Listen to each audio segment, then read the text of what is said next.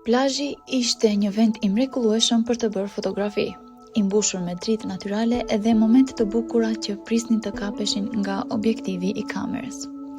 Por këtë herë, fotografi kishte vënë re diçka krejt të pazakontë.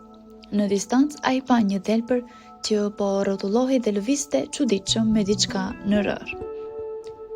Fillimisht nuk mund ta dallonte mirë se çfarë ishte objekti që po e tërhiqte vëmendjen e kafshës, por ndërsa afrohej më shumë, ai kuptoi me tronditje se dhelpra nuk po luante me ndonjë gjë, por ishte përfshirë në një lloj përleshjeje me një mace.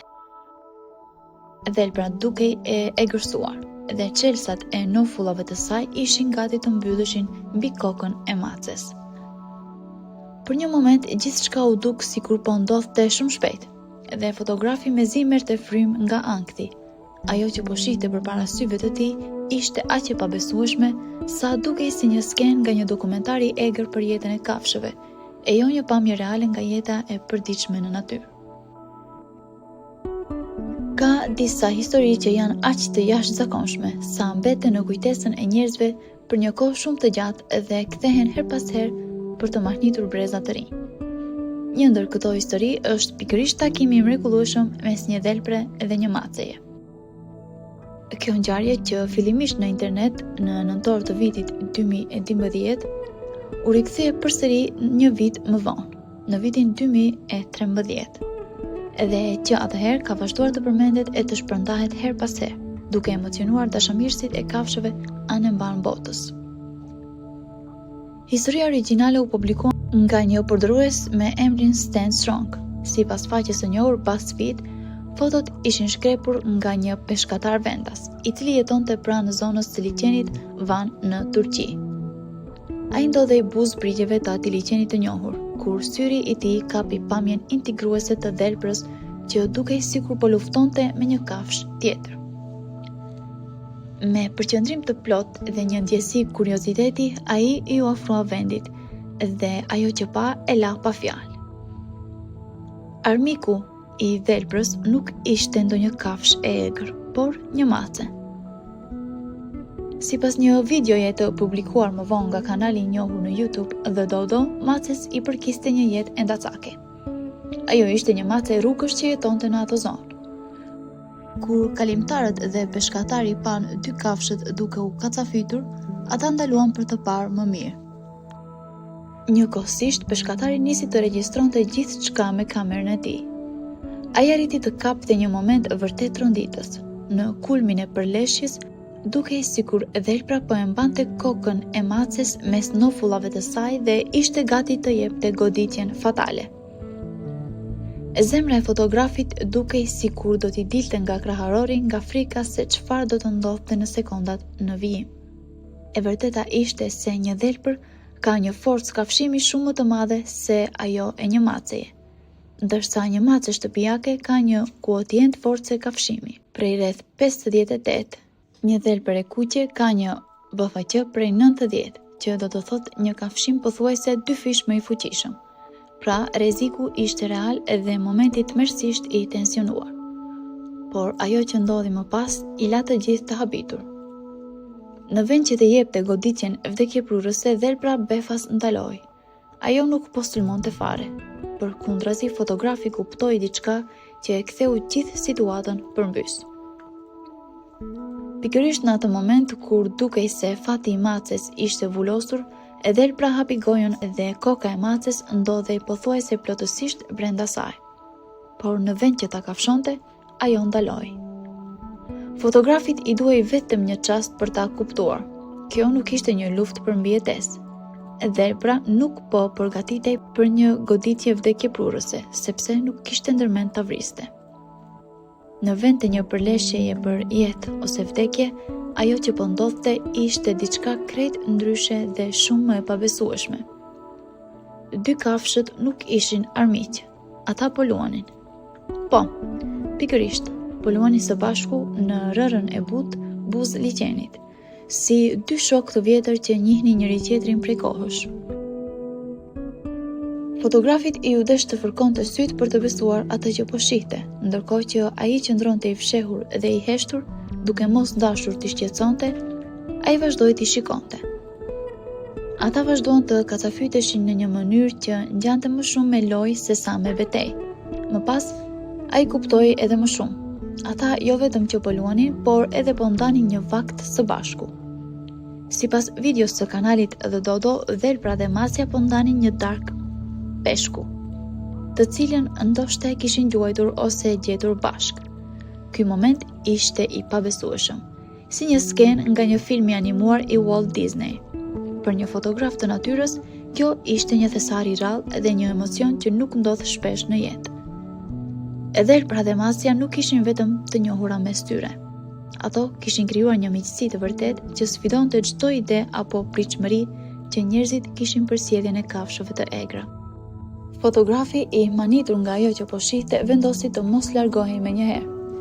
Ai qëndroi edhe për disa minuta të tjera, i fiksuar pas dy kafshëve që luanin edhe ndanin ushqimin me njëra tjetrën, në mënyrë aq të natyrshme, sikur kjo sjellje të ishte diçka e zakonshme. Por ajo që po ndodhte ishte gjithçka përveç se e zakonshme. Dhelpra dhe Masja ndanin kohën së bashku, shijonin darkën me peshk dhe e silleshin me një butësi të rrallë, duke shfaqur një formë dashamirësie që zakonisht nuk shihet mes dy kafshëve të ndryshme. Sjellja e tyre ishte aq e çuditshme dhe e bukur njëkohësisht, saqë dukej sikur ishin pjesë e ndonjë përralle për fëmijë. Në vend që të ndiqnin instinktet e tyre të natyrshme, ato kishin zgjedhur të krijonin një lidhje që i sfidonte të gjitha rregullat e botës së egër. Pasi fotografit i erdhi momenti për të ndarë atë që kishte parë, ai publikoi fotografitë në platformën Imgur. Ato u përhapën me shpejtësi marramendëse.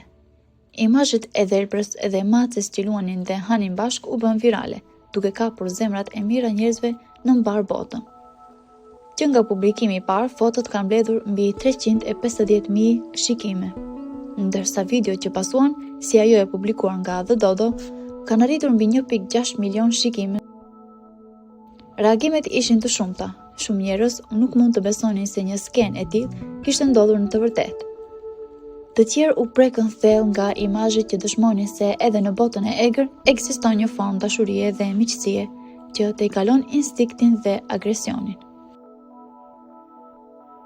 Pas publikimit të videos dhe fotove, shumë njerëz filluan të pyesnin veten: a është kjo sjellje e zakonshme? A ndodh shpesh që një dhelpër dhe një mace të bëhen miq dhe të luajnë së bashku në natyrë? Përgjigjja është një jo e madhe dhe e qartë. Është jashtëzakonisht e pazakontë që këto dy specie të ndërveprojnë në këtë mënyrë. Në fakt, ata rrallëherë kanë kontakte me njëra tjetrën në botën e egër. Më 29 gusht të vitit 2014, sjellësia e maceve dhe grumerja Anita Kelsey shkroi një artikull mbi këtë temë, ku citoi një burim të BBC Wildlife Team nga Greqia, i cili kishte studiuar sjelljen e dhelprave dhe maceve. Sipas këtij ekipi, dhelprat zakonisht janë të painteresuara ndaj maceve. Dhelprat dhe macet ndeshen shumë herë gjatë natës dhe në shumicën e rasteve ata injorojnë njëra tjetrën plotësisht, shkruhej në një artikull. Edhe pse disa pronar mace i shqetësohen se dhelprat mund të sulmojnë kafshët e tyre të dashura, këto raste janë jashtëzakonisht të rralla. Në fakt, në përballjet e pakta që ndodhin mes tyre, shpesh është dhelpra ajo që largohet e trembur. BBC Wildlife përmendi një shembull tjetër për të mbështetur këtë. Trevor Williams, një nga themeluesit e organizatës The Fox Project në Mbretërinë e Bashkuar, konfirmoi se përvojat e tij personale kishin qenë të ngjashme. Kam pasur 3 mace gjatë viteve të fundit, tha ai, edhe të gjitha i kanë ndjekur dhelprat jashtë kopshtit sapo i kanë parë. Dhelprat nuk kanë qëndruar asnjëherë. Trevor Williams vazhdoi duke theksuar se rastet kur një dhelpër vret një mace janë aq të rralla sa mund të konsiderohen pothuajse të parëndësishme. Ai theksoi se dhelprat janë një përgjithësi krijesa të trembura edhe të kujdesshme, të cilat nuk kërkojnë konflikte me kafshë të tjera, sidomos jo me macet, të cilat janë shpesh më agresive dhe mbrojtëse për territorin e tyre. Gjestet mbrojtëse që tregojnë macet, si fryrja, hapi i ndarë dhe zhurmat paralajmëruese, i mjaftojnë një dhelpre për të hequr dorë nga çdo ide sulmi. Megjithatë, dhelprat nuk janë të pafajshme. Ato e kanë një reputacion problematik, sidomos kur bëhet fjalë për pulat apo brejtësit. Nëse një dhelpër sheh një mundësi të lehtë për një vakt, ajo mund të bëhet e vendosur edhe kokfort. Por është e rëndësishme të thuhet se në realitet, dhelprat nuk paraqesin një kërcënim serioz për kafshët shtëpiake si macet apo qentë. Në fakt, janë vetë dhelprat ato që shpesh përballen me kërcënime nga njerëzit. Për shekuj me radhë, ato janë demonizuar, veçanërisht në Mbretërinë e Bashkuar, ku gjuetia ndaj tyre ka qenë një praktikë shumë e diskutueshme. Disa grupe e kanë mbështetur legalizimin e ndjekjes së dhelprës me kuaj dhe qenë gjahu, një traditë që ka zemëruar mbrojtësit e të drejtave të kafshëve. Edhe pse gjuetia tradicionale me qentë është ndaluar, është ende e lejuar që dhelprat të qellohen si dëmtues, dhe format të tjera të sportit mbeten ende të ligjshme. Ky trajtim i ashpër dhe shpesh i pamëshirshëm ka ndikuar në perceptimin e publikut për dhelprat, por momentet si ai i kapur në brigjet e liçenit Van tregojnë një realitet tjetër, një anë më të butë, më të dashur dhe më të ndërlikuar të këtyre kafshëve që shpesh gjykohen gabimisht. Videoja e publikuar nga kanali The Dodo përfundon me një koment që prek zemrat e të gjithëve.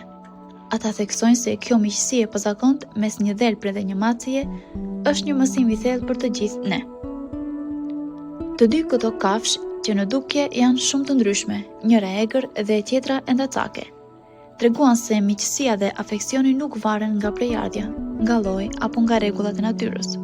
Vërtet, nuk ka rëndësi nga vjen, komenton videoja, sepse dashuria nuk njeh kufi. Dhelpra dhe macja nuk morën njoftimin që shoqëria u ka dhënë kafshëve, se ata nuk duhet të jenë miq. Përkundrazi, ata zgjodhen të kujdesen për njëra tjetrën, të luajnë bashkë, të ndajnë ushqimin edhe të sfidojnë çdo paragjykim mbi sjelljen e instinkteve dhe të egër. Kjo histori që filloi si një moment ankthi përfundoi si një dëshmi e rrallë e asaj që mund të ndodhë kur ne lejojmë që butësia dhe mirëkuptimi të marrin vendin e frikës dhe agresionit. Fotografi që ishte në vendngjarje pa me sytë e tij diçka që shumë njerëz nuk do ta besonin pa provë. Një lidhje e pastër, spontane dhe e sinqertë mes dy krijesave të ndryshme. Për dashamirësit e kafshëve dhe për të gjithë ata që besojnë në fuqinë e mirëkuptimit, ky moment mbetet një kujtesë e bukur që ndonjëherë natyra vetë është në gjendje të na mësojë më shumë për dashurinë, paqen edhe tolerancën sesa çdo libër apo ligjërat.